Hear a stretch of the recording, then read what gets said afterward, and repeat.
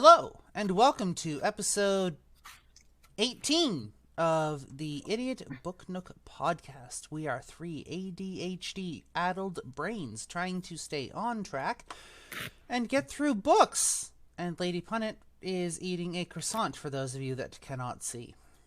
So you may hear some crunching every now and then. My cat's trying to eat it, so I have to eat it before my cats eat it. I mean, that's as good enough as any excuse, I suppose. I am Blazewing, and my pronouns are she, her, and they, them. I am the Reading Dragon, and my pronouns are she, her. I'm Lady Punnet. My pronouns are usually she, her, sometimes they, them. Today it's she, they, which is a weird combination that does not happen often. Ow.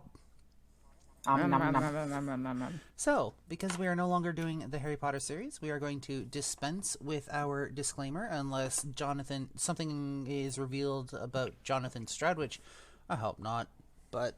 Please, we don't need any more bullshit from authors. We are going to be starting off with the Bartimaeus series, and we are going to be reading Book 1, The Amulet of Samarkand. But, before we get into that, for those of you that would like to follow us on social media, you can find Lady Punnet on TikTok under paulina.avalon. You can find myself on Linktree at linktr.ee/blazewing2010. And you can find the Reading Dragon on Linktree at linktr.ee/thereadingdragon. Were you just about to call me annoying? No, I said Vanna White. What the fuck? Who's Vanna White? I'll explain in a moment. If you would like to take a look at our podcast hosting site and or leave us a voice message that we can then play on the podcast, you are more than welcome to do so at anchor.fm/idiot-book-nook.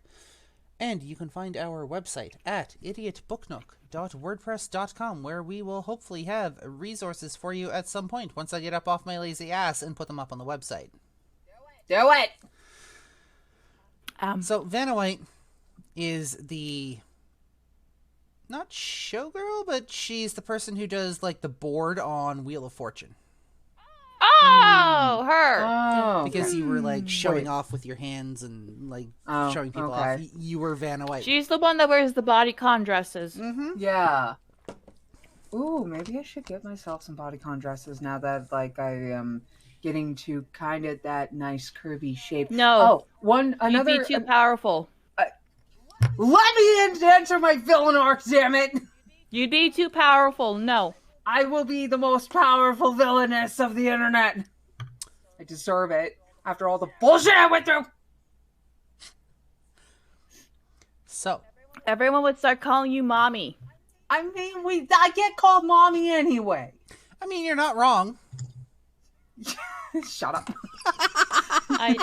I don't. That doesn't happen to me because I'm part of the itty bitty titty committee. Although I hide it well, usually.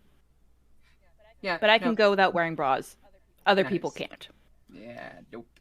Well, I mean, with some outfits, I can get away with it. Otherwise, I need the support. What are you doing? Well, that's a discussion for the podcast this morning, I suppose.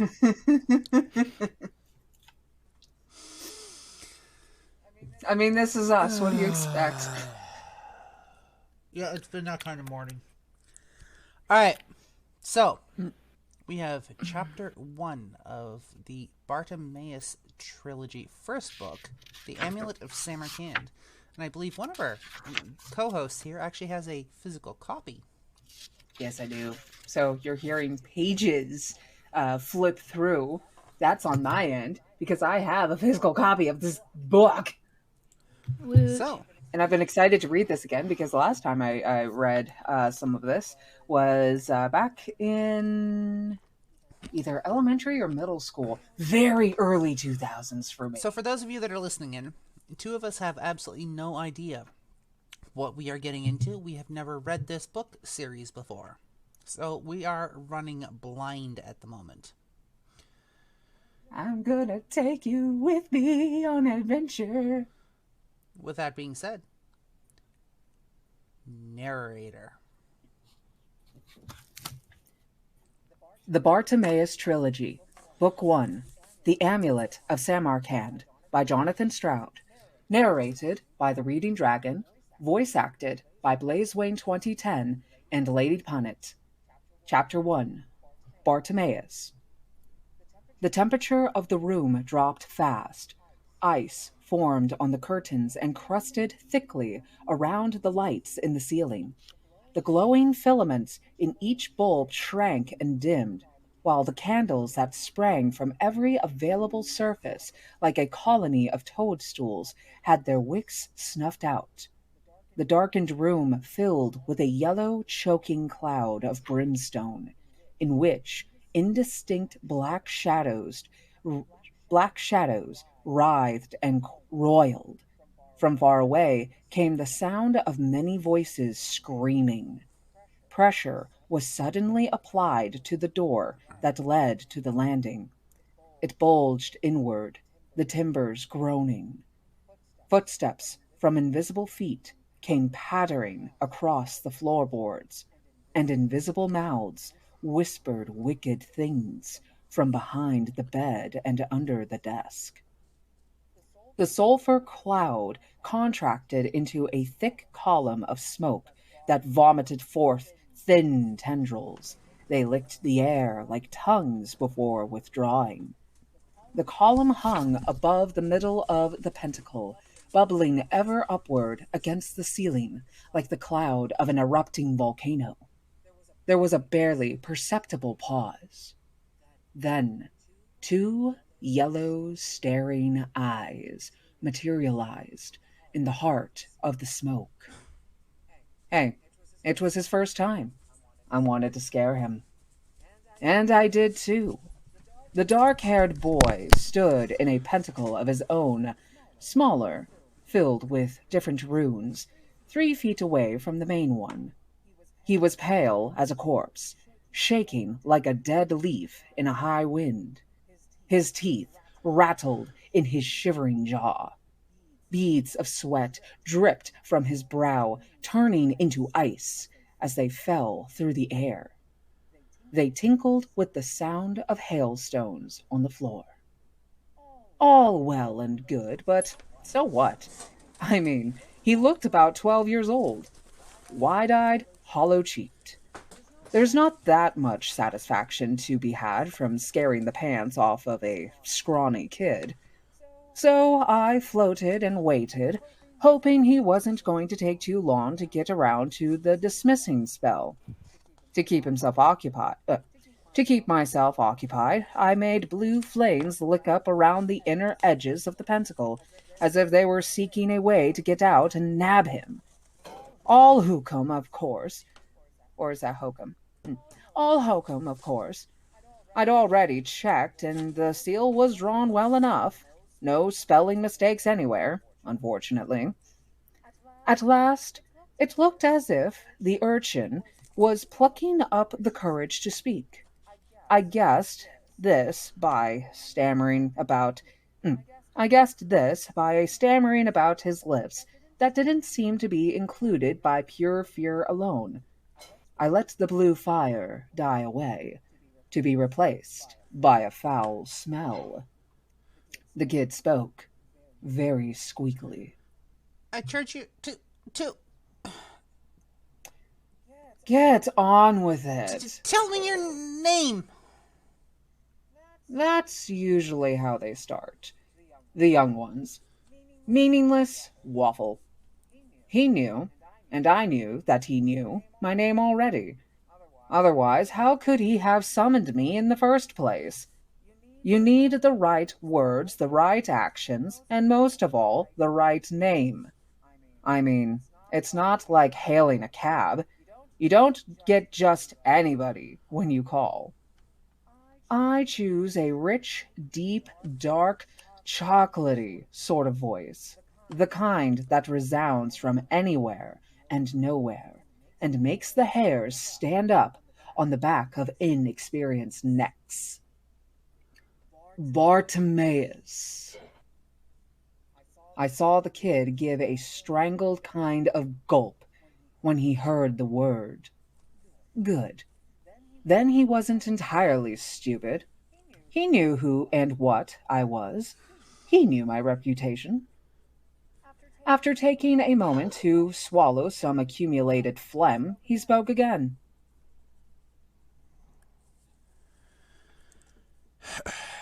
I charge you again to answer. Are you that Bartimaeus who, in olden times, was summoned by magicians to repair the walls of Prague? What a time waster this kid was. Who else would it be? I upped the volume a bit on this one. The ice on the light bulbs cracked like caramelized sugar. Behind the dirty curtains, the window glass shimmered and hummed. The kid rocked back on his heels. I am Bartimaeus. I am Sakar al-Jini, Negroso, the mighty, and the serpent of silver plumes. I have rebuilt the walls of Uruk, Karnak, and Prague. I have spoken with Solomon. I have run with the buffalo fathers of the plains. I have watched over old Zimbabwe till the stones fell and the jackals fed on its people. I am Bartimaeus. I recognize no master. So I charge you in your turn, boy. Who are you to summon me? Impressive stuff, eh? All true as well, which gives it more power. And I wasn't just going to sound big. I rather hoped the kid would be blustered by, and I rather hoped the kid would be blustered by it into telling me his name in return, which would give me something to go on when his back was turned. But no luck there. By the constraints of the circle, the points of the pentacle, and the chain of the runes, I am your master, and you will obey my will. There was something particularly obnoxious about hearing this old shtick coming from a weedy stripling, and in such a foolish high voice, too. I bit back the temptation to give him a piece of my mind, and intoned the usual response. Anything to get it over with quickly. What is your will? I admit, I was already surprised. Most Tyro magicians look first and ask questions later. They go window shopping, eyeing up their potential power, but are far too nervous to try it out. You don't often get small ones like this squirt coming up and calling up entities like me in the first place either. The kid cleared his throat. This was the moment. This is what he'd been building up to. He'd been dreaming of this for years, when he should have been lying on his bed thinking about racing cars or girls. I waited grimly for the pathetic request. What would it be? Levitating some object was a usual one, or moving it from one side of the room to the other. Perhaps he'd want me to conjure an illusion. That might be fun. There was bound to be a way of misinterpreting his request and upsetting him. I charge you to retrieve the Amulet of Samarkand from the house of Simon Lovelace and bring it to me when I summon you at dawn tomorrow. You what? I charge you to retrieve... Yes, I heard what you said. I didn't mean to sound petulant. It just slipped out. And my sepulchral. And my sepulchral tone slipped a bit too. Then go. Wait a minute. I felt that queasy sensation in my stomach that you always get when they dismiss you. Like someone sucking out your insides through your back. They have to say it 3 times to get rid of you, if you're keen on sticking around. Usually, they're not. But this time, I remained where I was. 2 glowing eyes and an angry fug of boiling smoke. Do you know what you are asking for, boy? I am neither to converse, discuss, nor parley with you, nor to engage in any riddles, bets, or games of chance, nor to... I have no wish to converse with a scrawny adolescent. With a scrawny adolescent. Believe you me. So save your rote-learned rubbish. Someone is taking advantage of you. Who is it? Your master, I suppose? A wizened coward hiding behind a boy? I let the smoke recede a little, exposed my outlines for the first time, hovering dimly in the shadows. You are playing with fire twice over. If you seek to rob a true magician by summoning me, where are we? London? He nodded. Yes, it was London, all right. Some grotty townhouse. I surveyed the room through the chemical fumes. Low ceiling, peeling wallpaper, a single faded print on the wall. It was a somber Dutch landscape. A curious choice for a boy. I'd have expected pop chicks, football players. Most magicians are conformists, even when young. Ah, me. My voice was emollient and wistful. It is a wicked world, and they have taught you very little. I'm not afraid of you. I've given you your charge, and I demand you go. The second dismissal. My bowels felt as if they were being passed over by a steamroller. I sensed my form waver, flicker. There was power in this child, though he was very young. It is not me you have to fear. Not now, anyway. Simon Lovelace will come to you himself when he finds his amulet stolen. He will not spare you for your youth. You are bound to do my will. I am. I had to hand it to him. He was determined and very stupid. His hand moved. I heard the first syllable of the systemic vise. He was about to inflict pain. I went. I didn't bother with any more special effects. And thus ends Chapter 1 of the Amulet of Samarkand. Of the Bartimaeus Trilogy. So, that chapter was fairly short. Yes. So he's a demon. Yes.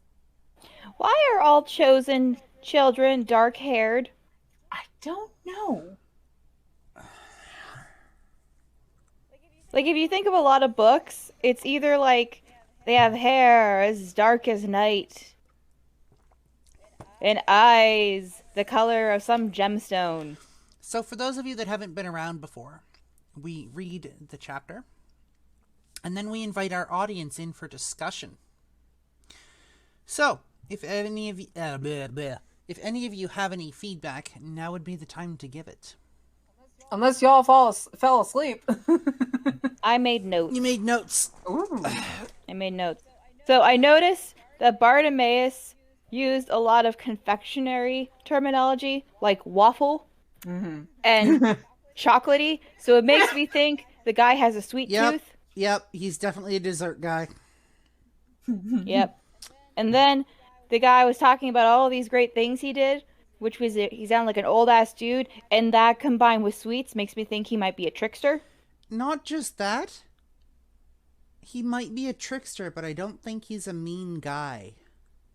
I don't think so either. I think he can be mean, but I don't think he is innately mean. Well, most tricksters aren't innately mean. No. A lot of them just are chaotic neutral. And I also think, and bear with me here, that Bartimaeus might actually have a soft spot, and he might actually have a heart. Yeah, like he was trying to reason with this kid. He actually gives a shit. Hello, Elks! Hi, Elksy! It sounds like he actually gives a shit. Like, I don't know. I know fuck all about this guy, but I got the impression... the impression that I got from him was somebody that actually cared. Yeah, he was more concerned he was more concerned about the well-being than anything else.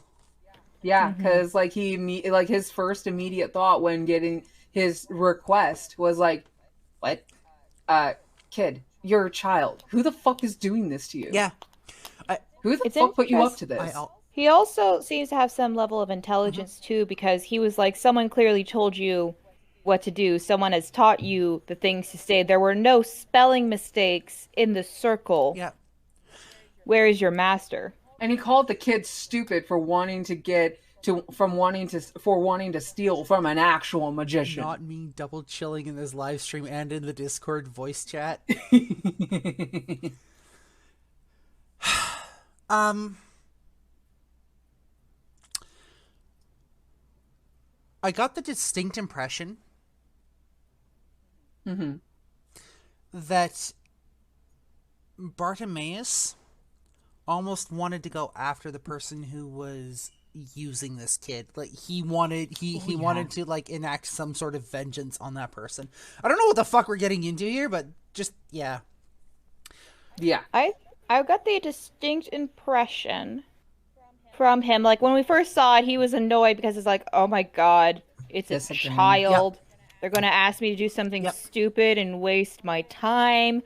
Can we just get this over with? I got better things to do. He's done this before. Yeah, it's like a complete 180 though when he hears the request and he literally says what, because it's like the last thing you expect to hear. And he tries to talk the kid out of it. He's like, I heard what you said. Are you that stupid? Do you know what you're asking? Where's your boss? I need to talk to them. Where's your parent? Yeah. Are we in London? I can tell. It's shithole here.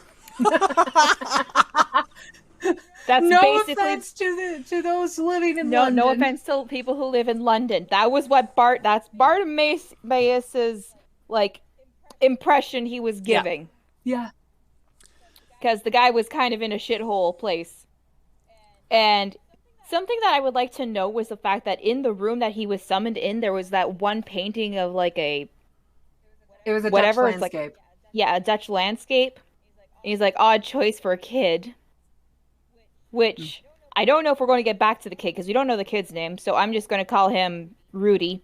Kid Rudy is probably in his master's home, and that might just be like an attic space or something.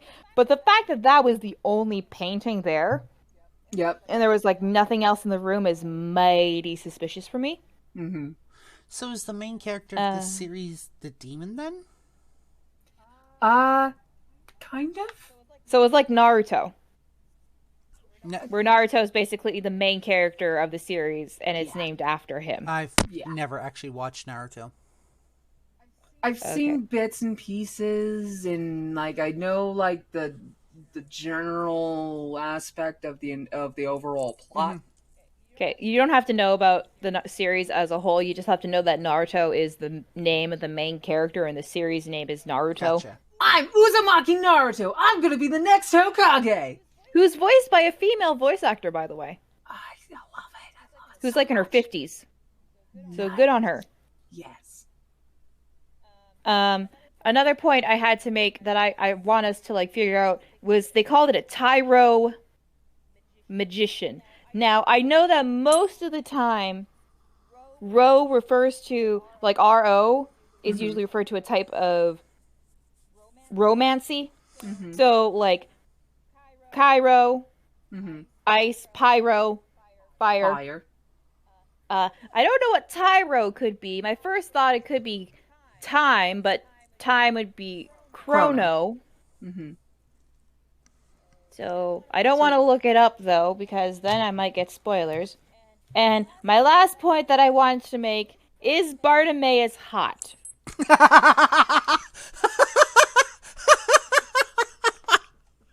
I mean, so he could be. So Depends on what form he wants to take. I just want to reach out here for a second and say, Lady Punnet, do you have a thing for demons? Are you a demon simp? I plead the fifth. I mean, We have found a weak spot. woo. Oh, this is gonna be it. Oh. I would like to say that some of my favorite characters are usually tieflings. And a lot of my backup characters, even though I play a lot of elves. This explains a lot now, especially since you're a player in my Dungeons and Dragons campaign. You leave Lornov out of this. You're a demon simp, huh? Gotcha. Shut up! That didn't happen. I will not be kink shamed here. I don't kink shame. We're not kink shaming. I will, we're however, just like... take your kink and use it against you because Moonchild is still my favorite flavor. God damn it. Oh, God. What was that one scene in the Crimson Guard? Harder, mommy. God, no. No. Be gone, thoughts. Okay, did you guys have any notes that you wanted to put up? My only thing was, so Barty's a demon. Yes. That's it. That's all I got. So I will shamefully, not shamefully admit that while reading as Bartimaeus, it reminded me so much of another one of our players in our D&D campaign that we play together, a certain demon in the party. Who, Xanoth? A demon. Yeah, Xanoth. Demon Daddy? Yes. Okay. It's like, oh shit, this is reminding me, the way he's speaking and the way he's like presenting himself, this is reminding me an awful lot of my player Xanoth. Ah, shit nuggets. That's that cool. It's a shame we can't get him in here to read Bartimaeus' parts. That'd be fan-fucking-tastic, actually, if he could, like, guest star, but I know he's, like, busy with, like, life shit right now. But, yeah, no, Glenn, if you happen to watch this and you are interested in, picking up a copy of this and, guesting with us, please do it for the love of fuck. We can get you a copy. Yes. Is there anything else that we want to broach for this episode? The next chapter is only 3 pages. Do we want to do the next chapter then? We could. I assume we were going to do more than one. Yeah, well, we can do more than one, but do we want to break after each chapter as is normal for us, or do we want to jump straight into the next chapter? I think it'd be good to break after each chapter, so that way it's a bit easier to, like, edit later. Parse? Yeah. Yeah. Also, apparently Microsoft Edge is trying to get my attention. My apologies for that ding. Ding! Yeah. Ding, ding. All right, so we're going to break for, let's say, about 10 minutes. Yeah, sure. We'll be back at roughly about 2 minutes after, folks. So if you need to refill your coffee or your tea, or you need to, grab a mid-morning snack or whatever the fuck, or you need to grab breakfast, go do it. We'll be back in about 10 minutes with our chapter 2. I'm actually highly intrigued by this book. Yay! I can't wait to. I'm kind of waiting. Can't wait to see where this goes. So, I am quite actually interested as well, because I found lately, because I tried reading a what was it, like, I think it was like something Throne of Glass or something, because a lot of people are like, oh, you'd really, really like it. I'm like, okay, I'll give it a try. And I tried to read it because it's a young adult book, but I couldn't get past, like, the first chapter, because it was like, I can already tell where this is gonna go. You have a headstrong female lead, and you have this suddenly gruff guard, and there's a prince involved. There's gonna be a love triangle. She's the savior of the kingdom, yada, yada, yada. And it's like, no. You know what? Screw it. Let's make that 5 after. So, we will see you guys when we get back. Thank you for joining us this morning. Hello, Critter! We are actually just getting ready for break. Hi. We just finished chapter 1. We'll be back in about 10 minutes. Bear with us. And we'll get on with chapter 2. Yep. And then for those listening on the podcast, we will see you hold on. next chapter. Right. What? I should probably do our podcast outro. Yeah. Probably. So, Oh, God. we would like to thank you guys for joining us for episode 18 of the podcast.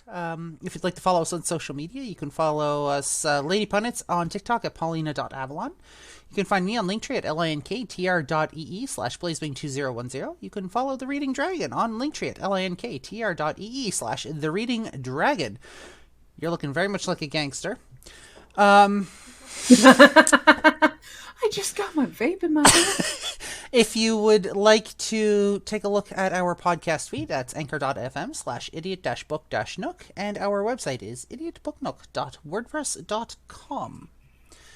We will see you next episode, for those of you listening to the podcast, which will be episode 19 of the Idiot Book Nook, and for those of you that are sticking around on Twitch, we'll see you in about 10 minutes.